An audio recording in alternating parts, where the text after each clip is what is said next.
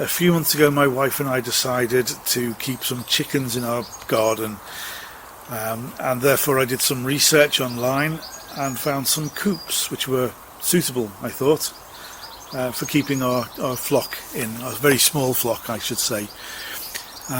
They ranged anything from around about £100 for a coop that would be about roughly the size of a rabbit hutch, to a larger one, with the one we chose, was about £350 or thereabout, and that incorporated a coop, a space underneath the coop because the coop is raised from the ground, as you can see if you have a little look at it, and also a run. And it's big enough, I think they actually said you could keep 6 to 12 chickens, I think, in the coop that we have, although I think that probably would be a little bit crowded, would be crowded. We keep 4 chickens in ours, which it's about 9 foot long by 6 feet wide. As I say, we keep 4 chickens in there, 4 hens that is. We didn't get a cockerel because we don't need a cockerel to get eggs. Chickens lay eggs anyway without a cockerel needing to be involved in any way. And if we did have a cockerel, the problem would be the noise. The cockerels do tend to be quite noisy. Hens, they make a little bit of noise, but probably similar to the noise you would expect to get from keeping some cats. That's about the amount of noise we get. Our garden is about 45-50 metres long, and our hens are kept at the far end of the garden, the opposite end of the garden from the houses, so hence about 40 metres or so from the houses. And we don't really have any problem with any noise. The neighbours, we've asked about whether they were disturbed by the noise. 1 or 2 of the neighbours said they have heard them on occasion, but they have to struggle to hear them. They even wondered if they were right in assuming that they could hear chickens, and we've affirmed yes, we do keep chickens, that's what you've heard, and they've assured us absolutely no problem whatsoever. It's very little noise at all from them, so we're rather pleased with that. Our experience so far of getting and keeping chickens, well, first of all, buying the coop, it arrived in a kit form, and it took me a few days really to get around to, well, it didn't take me a few days to get around to assembling it. I assembled it fairly much straight away once we'd received it, within a day I would say of receiving the kit, but it took me a couple of days to assemble it.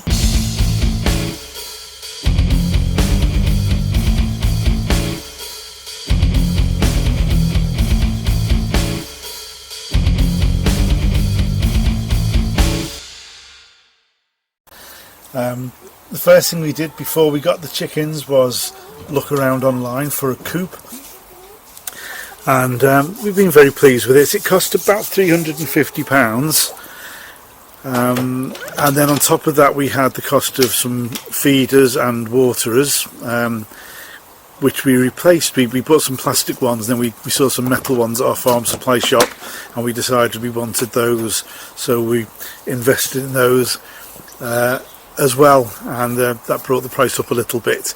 And then the chickens themselves we got from a local dealer, a local breeder that is, and they cost about £20 each.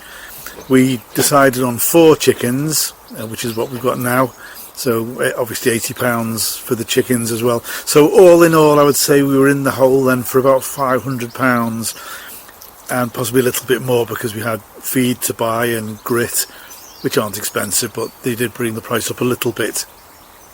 So we spent a few bob, but we're happy with what we've got. We've got a characterful little chicken run and chicken house in the garden, and we're very pleased with it. And I don't know if you can see behind me there, I've actually now started building a duck house as well, or I've actually completed building the duck house, and there's some timber a bit further down the yard there, you can see next to the composters. That's got there the walls for a 16 foot by 16 foot enclosed run that I'm going to be building for the ducks, and we'll be putting about where the bench is and the coffee table, we're moving those out the way, and that's where the run's going to be for the ducks. And there'll be a very small pond inside the enclosure, a very small one, just so they can splash a little bit and get their heads in there. And then in the next of the little dips in our garden on the other side of this apple tree, there's an indentation in the ground where there used to be a vegetable bed.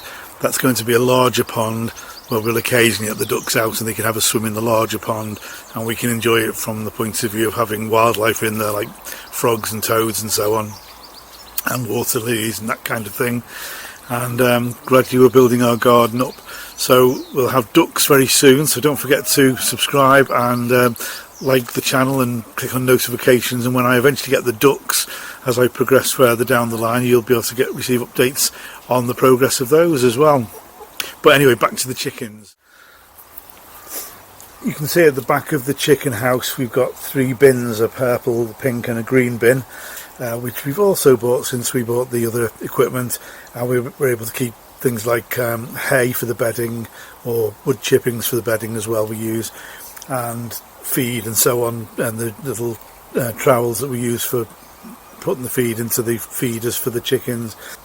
The advantage of those is we can keep all the food and so on that we need down at this end of our garden. We've got quite a long garden, and we don't have to keep walking backwards and forwards with all the equipment we need for keeping our chickens.